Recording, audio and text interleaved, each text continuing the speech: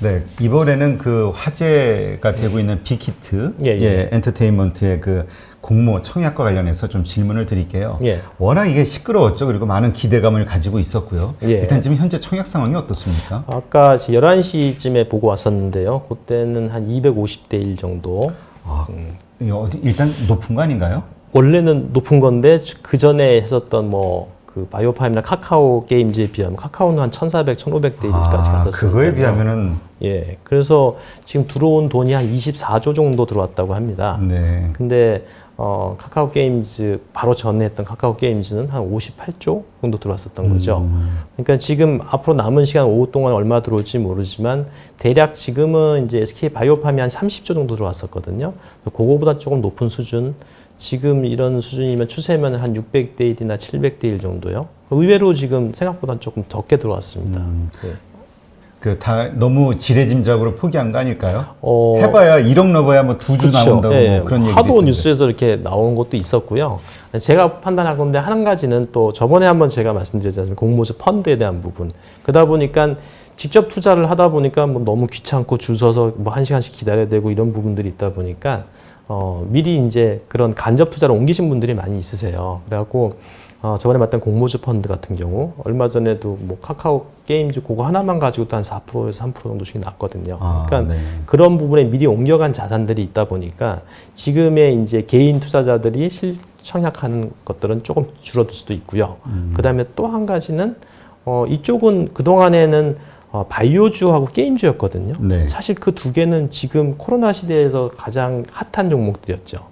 그러니까 이제 근데 엔터테인먼트는 약간 조금 언밸런스한 부분이 좀 있어요. 그러니까 이거는 실제로 대면해야 되고 노래를 불러야 되고 콘서트를 열어야 되는데 물론 이제 음반량도 상당히 많이 좋아졌습니다. 그렇지만은 그런 부분도 약간 그 경쟁률이 떨어진 부분 중에 하나가 아닐까라고 생각합니다. 네, 그렇군요.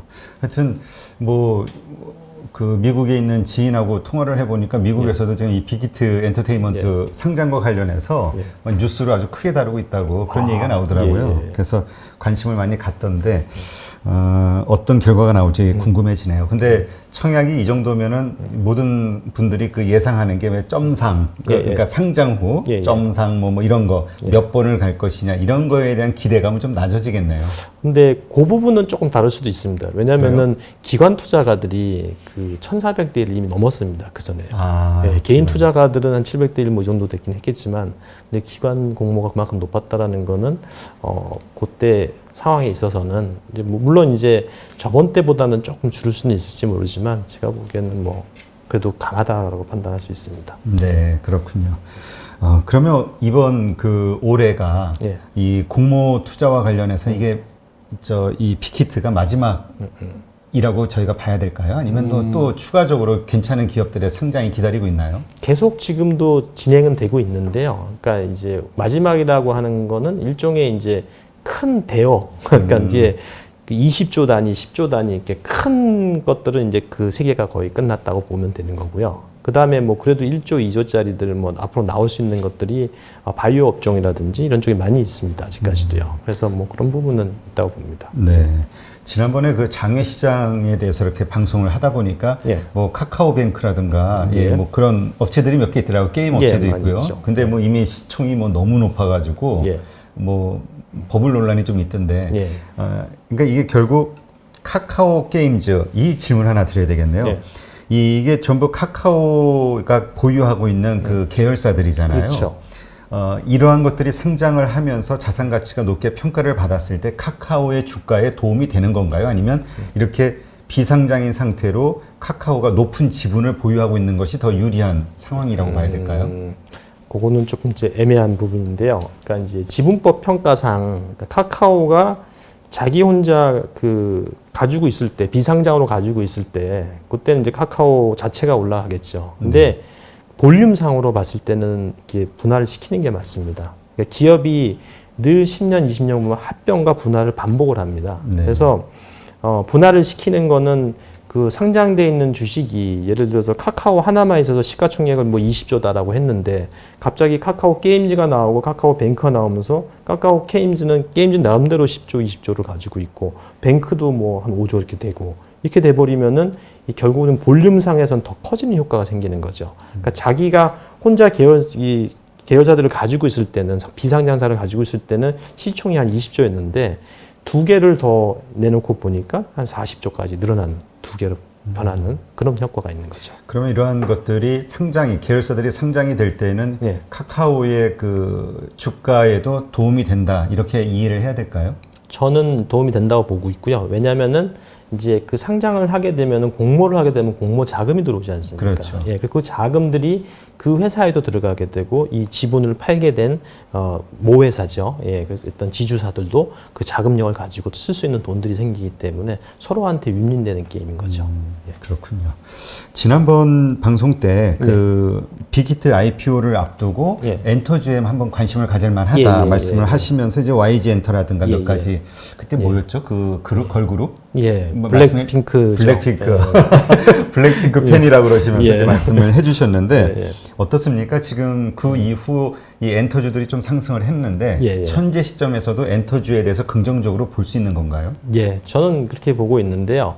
어제하고 오늘 아마 그 YG 엔터가 많이 빠졌습니다. 아, 왜요? 그러니까 지금 이제 저번에도 SK 바이오팜을 이제 상장시켰을 때 바이오팜이 나오면서 이제 이 주가가 바이오팜으로 몰리게 되니까 SK는 주가가 거의 30% 가까이 빠졌습니다. 그거는 그냥 단지 그 매수세, 그러니까 유동성의 문제일 뿐인 건가요? 아니면 뭐 어떤 부정적인 요소가 있는 건가요? 두 가지가 있을 수 있는데요. 일단 뭐 그거 때문에 올라왔다라는 거죠. 그러니까 아까도 미리 선반영을 받는다는 겁니다. 그러니까 저번에 말씀드렸을 때 YG 엔터 했을 때 그때는 뭐 5만 원대에서 한 6만 원대까지 치고 올라왔었거든요. 근데 어제 이제 막상 이제 빅히트가 나오면서 이 뚜껑을 까게 되는 그런 상황이 오니까 또 밀렸고, 그다음에 조금 다른 점은 얼마 전에 이제 그 며칠 전에 앨범을 냈거든요. 네. 핑크에서요. 예. 근데 또 그게 뭐 언론상에 또 문제가 좀 생겼던 부분이 좀 있었고. 무슨 문제가 있나요? 그 간호사 복장에 대한 부분에 선정성? 대해서 예, 뭐 이런 부분들 때문에 나왔는데 뭐 그런 부분들 때문에 좀 약간 주가가 출렁이긴 했습니다. 근데 저는 이제 지금 이 시기에 또 사야 된다라고 판단을 하고 있습니다. 네. 예. 팬심 아니세요? 팬심이기도 한데 팬심으로 이렇게 왜곡된. 뭐 빅히트의 아미들이 있듯이 그렇지만 제가 보기에는 이제 빅히트가 상장하면은 한 지금 3조 5천억에서 뭐 상한가 가면 10조 가까이 가거든요. 근데 지금도 아직은 YG는 1조대예요. 그래서 저는 사실은 제가 2010년부터 2020년까지의 아이돌 그룹을 한번 다 봤습니다, 사실은요. 네. 그래서 그 전에 빅뱅, 그 다음에 싸이 뭐 이런 것부터 시작해서 보면서 제가 깜짝깜짝 놀라는 거죠. 이렇게 보면서 정말로 이 해외에 이렇게 대단한 일들을 하고 있구나라는 거죠. 근데 의외로 수익성에서는 그렇게 크지가 않았어요. 그래서 이유가 뭘까? 저는 지금 아직도 그걸 고민을 하고 있는데요. 수익성이 순이익이 뭐 400억, 300억, 500억 정도밖에 안 나오고 있습니다. 근데 시총에 비하면 되게 약한 거죠. 수익이네요. 예. 그래서 그거는 이제 뭐 매니저와 이제 뭐 하고 있는 이제 가수들과의 관계일 수도 있고. 근데 그거를 얼마나 더 극대화 시킬 수 있느냐 부분인데 뭐 아직은 그 초기 단계라서 제가 보기에는 한류 초기 단계이기 때문에 이게 더 큰 효과를 낼 수 있다라고 판단하고 있습니다. 네, 수익성에서도요. 네. 예. 그러면 지금 빅히트의 IPO 이후로 예. 그 이제 단기 모멘텀이 소진이 되면서 예. 지금 YG가 떨어지는 조금 것처럼 전체 엔터주들도 그런 반응을 좀 보이지 않을까 싶은데요. 예, 근데 엔터주도 이제 사실 엔터라고 하는 게 뭐 여러 가지가 있잖아요. 게임도 있고, 그 다음에 아까 말씀하신 대로 지금같이 음반이라든지 이쪽 하는 데들, 그 다음에 또 드라마 쪽도, 영화 쪽도 있거든요. 근데 전체가 다 움직이는 건 아니고요. 게임주도 얼마 전에 이제 한 3개월 정도 조정을 받았거든요. 그래서 게임주 같은 경우나 저는 이제 빅히트 상장하면은 이제 시가총액이 좀 많이 커집니다. 그럼 볼륨 자체가 커지기 때문에 그럼 바스켓을 조정을 해야 돼요. 이게 빅히트를 사기 위해서 다른 걸 팔아야 되는 거죠. 그것도 영향이 좀 있다고 판단합니다. 그렇죠. 아무래도 엔터주에 대해서 매력적으로 보고 이런 분들은 아마 기존에 예. 엔터주를 보유하고 있는 분들이 또 그럴 가능성이 높으니까 예, 예. 추가적으로 돈이 더 있다면 모르겠지만 그렇죠. 정리해서 그 돈으로 이쪽 옮겨 타는. 예, 그것도 있지만 이제 기관이 바스켓을 설정할 때, 네. 기관이 할 때 이제 만약에 엔터주를 뭐 YG, SM, JYP를 가지고 있다고 치면 3조 정도 되잖아요. 거기서 기관들이 포지션 정도가 있습니다. 그 중에 뭐 10%를 가지고 있다, 뭐 3천억을 갖고 있다는데, 근데 빅히트가 이런 게 딱 나오면은 그럼 빅히트를 사야 되니까 얘네들을 팔 수밖에 없는 거죠. 일정 부분 정리를 하고 이쪽으로 사야 되는 포지션 마켓. 기관들도. 그래서 그런 부분 때문에 일시적으로 밀리고 있는 상황이라고 보고 있고요. 지금 같을 때는 오히려 더 제가 보기에는 미래를 본다면 사야 된다. 네. 거죠. 그럼 그렇게 괜찮게 매력적으로 그 엔터주를 보신다고 하면 예. 어느 종목, 예. 어느 쪽으로 가는 게 좋다고 보시는 건가요? 일단은 지금 순간 10월에서 11월 때는 아까 말씀드린 실적이잖아요. 이때는 게임주를 보시는 게 제일 좋을 거고요. 게임주. 예, 게임주는 늘 실적 시즌에 실적이 좋습니다. 지금 그리고 또 뭐 계속 애들이 방학 동안 나가지도 못하고 저희도 지금 중고등학생이 있지만 집에서 계속 게임만 해가지고 참 뭐 안타깝습니다. 제가 보고 있는데 그래서 이제 그 게임주에 대한 실적은 상당히 좋고요. 그래서 그거는 이제 10월 단기적으로 봤을 땐 굉장히 좋고요. 그 다음에 아까 지금 이걸로 인해 가지고 빅히트 성장을 인해서 좀 빠졌던 뭐 주변에 있던 JYP라든지 아까 뭐 YG라든지 이런 것들 내려올 때는 조금씩 담아가시는 게 그동안 못 샀던 분들은 좋은 기회라고 생각하고 있고요. 네. 그리고 드라마나 이런 쪽 지금 드라마 쪽은 제작을 못해서 지금 좀 문제가 생기고 있는데요. 그래도 뭐 지금 영화나 드라마 쪽도 같이 묶여서 잘 가고 있기 때문에 좋은 타이밍을 잡아보시면 좋을 거라고 생각합니다. 네, 그렇군요.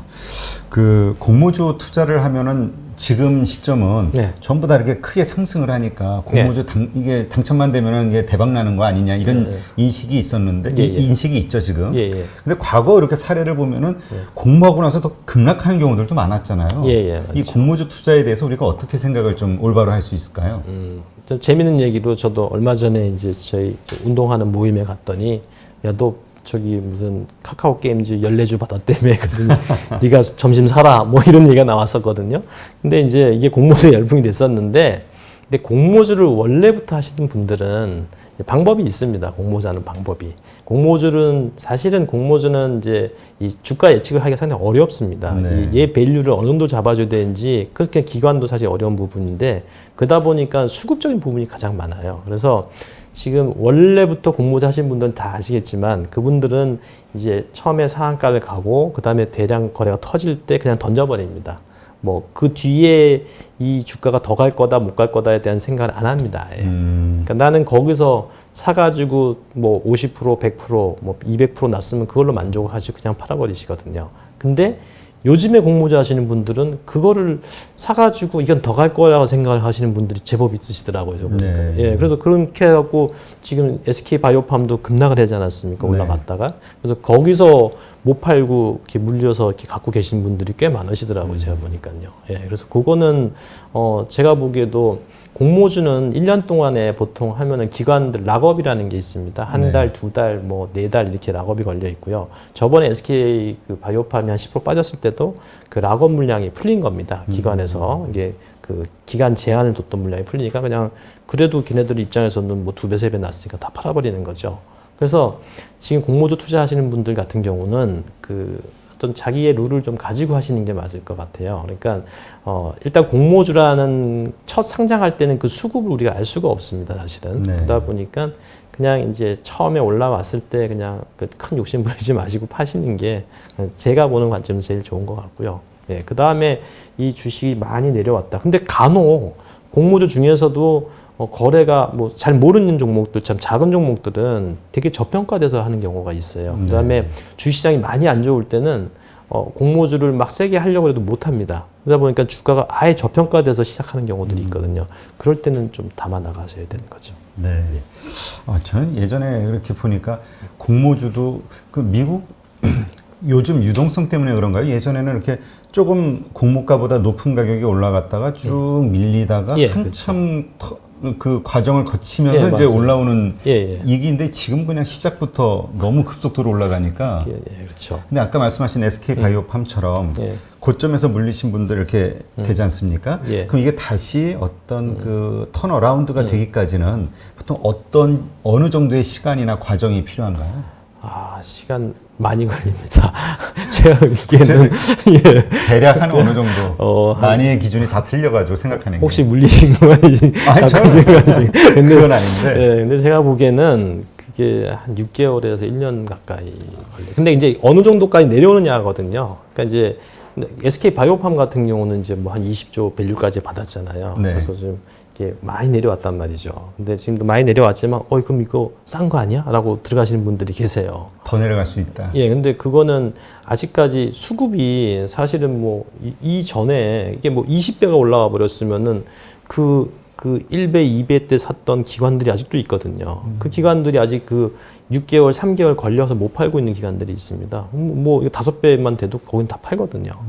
근데 이제 개인들의 힘으로는 좀 부족하다는 거고, 만약에 어떤 그 회사에 이벤트가 있다라면은 정말로 이제 신물질을 개발해냈다든지 이런 모습들을 보여준다라면은 또 올라갈 수 있는 여력이 되겠지만은 그러니까 새로운 모멘텀이 나오기 전까지는 상당한 기간이 걸리는 조금 걸린다고 봐야죠. 그러니까 우리가 들어갈 때는 락업 걸린 물량이 어느 정도가 되고 언제 해제가 되는지를 확인하고 가야겠네요. 맞습니다. 예. 그래서 사실은 이제 공모주 하실 때 뭐 그거를 이제 장기 투자를 하시는 분들이나 그거를 공모주에서 시작된 종목을 매매하시는 분들 같은 경우는 반드시 그 락업 물량이 뭐 12 물량, 전환사채 물량이나 락업 물량 같은 게 뭐 2개월, 4개월, 6개월, 1년 단위로 있거든요. 그래서 그 물량을 반드시 체크하고 하시는 게 맞습니다. 그런 물량 확인은 어떻게 그 공시를 보면 아나요? 사업 보고서인가? 거기를 보면 나오나요? 좀 쉽지는 않은데요. 그 IR 자료나 뭐 이런 쪽에서도 볼 수가 있고요. 그 IR 자료 자체 자료 중에서 이게 보면은 유통 물량 이렇게 나오거든요. 네. 유통 물량이 뭐 500만 주 이렇게 돼 있고 기간 투자가 어디가 들어왔음 이렇게 됐으면은 그게 뭐 사실은 다트라고 하죠. 그것 쪽을 통해서 볼 수도 있고요. 그러면 기간 투자가들이 언제 들어왔는지 뭐 제일 정확한 거는 이제 또 회사에 전화를 한번 물어보면은 조금 가르쳐 주는데 이제 거기 불이 나겠죠, 저는. 그래서 제가 말씀을 못 드리겠고, 그래서 뭐 그런 부분들이 좀 있으니까 참고를 하셔야 될 것 같아요. 네, 그렇군요. 그럼 앞으로 우리가 공모주에 뭔가 투자를 하겠다 하는 분들은 전략을 뭐 지금 말씀하신 여러 가지 것들을 다 감안을 해서 어떤 식으로 가져가는 게 가장 좀 현명하다고 볼 수 있을까요? 첫 번째는요, 공모주로 투자만 하시는 분들은 아까 말씀드린 대로 공모주가 되게 어떻게 보면 좋습니다. 사실은 한번 올라와서 4% 5% 그러니까 내가 1억을 넣어갖고 비록 50만 원을 50만 원을 수익이 났다라고 하면은 그거 1억에서 50만 원 수익이 사실 1년 뭐 이자에 거의 한 50% 되지 않습니까? 근데 그거를 12번을 한다라고 생각하면은 상당히 수익이 좋습니다. 그래서 공모주를 아예 공모주만 하실 분들은 그냥 대량 거래 터질 때 같이 던지고 나오시는 게 제일 맞습니다. 첫 번째고요. 두 번째, 공모주를 매매하려고 하시는 분들은 그것도 이제 그렇게 물량이 쏟아지면 그 물량을 받아가지고 거기서 날리는 경우가 있습니다. 그래서 그거는 이제 사실은 이제 조금 이제 프로적인 감각이 뛰어난 사람들이 있어요. 그리고 특히 시장이 약세장일 때 이상하게 공모주들이 막 가요. 네, 이게 강세장일 때보다도 오히려 시장이 막 약세장이가 올라갈 게 없고 막 이럴 때는 공모주는 수급 물량이 뻔하거든요. 이렇게 보면 처음에 락업이 걸려서 70% 락업이 걸려 있다. 대주주는 못 팔게 돼 있고 그러면은 한 20-30%밖에 물량이 없다. 시가총액 2천억짜리다. 그럼 600억이다. 뭐 이것까지 계산을 다 하는 거죠. 그럼 600억인데 어제 돌아간 물량을 보니까 한 500억이다. 다 나왔네 이제 물량. 그러면 거기서 또 치고 올리는 경우가 있습니다. 그런 거는 매매를 하시는 분들은 그렇게 하시는 게 낫고요. 아까 순수하게 공모주만 해서 나는 연 5%에서 15% 사이를 얻고 싶다라면은 그냥 그거는 이제 올라오고 거래 터질 때 무조건 던지시는 게 맞다고 봅니다. 알겠습니다. 참고하셔서 투자하시는데 저 물리시는 일이 없도록. 아니 공모주는 좀 사실 겁나더라고요. 왜냐면 그렇죠. 이게 기준이 저도 예전에 이제 공모주를 한번 한 적이 있었는데 바이오 쪽 예전에 그 2005년도인가 뭐 그때 특례 상장 처음으로 뭐 이렇게 할 때 보니까 이게 일단 공모 산정가부터가 이게 믿을 수가 없더라고요. 이게 너무 높이 책정한 것 같아가지고 많이 빠지더라고요. 그러다 보니까 기준이 없으니까 되게 힘들었던 기억이 나거든요. 그거를 또 이 기준이 얼마인지를 그 평가할 수 있는 게 사실 어렵거든요. 그러니까 저희들도 이제 대충 그래도 이제 항상 늘 중요한 건 시가총액이거든요. 시가총액이 2천억, 3천억, 1조, 20조. 그러면 20조 같은 동종업종 20조짜리하고 비교를 해보면 딱 됩니다. 그래서 요즘에 현대차가 올라온 이유도 현대차가 예전에 시가총액 3, 4위 하다가 뭐 네이버나 뭐 이렇게 다 그 삼성 바이오로직 때문에 올라왔잖아요. 근데 이제 결론적으로 어디에 부딪히냐면은 얘네가 벌어들이는 돈이 현대차가 벌어들이는 돈이 뭐 어마어마한데 과연 얘네들이 그 돈을 벌 수 있느냐라는 거죠. 시총은 같거나 더 높은데. 네. 근데 거기서 이제 약간의 이제 그 언밸런스가 나오면서 그러면 난 얘를 때리고 얘를 사야겠다. 이렇게 넘어가는 거죠. 예. 네, 알겠습니다.